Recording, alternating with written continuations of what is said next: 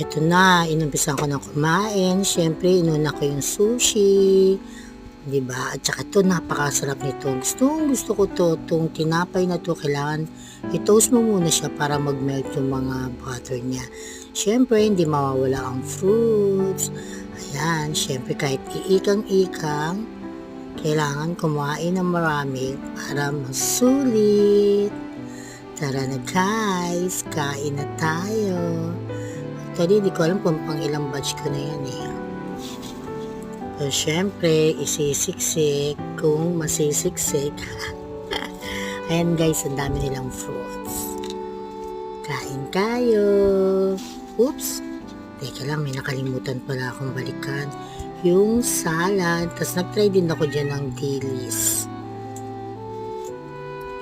Ay, yung sushi na naman pala binalikan ko.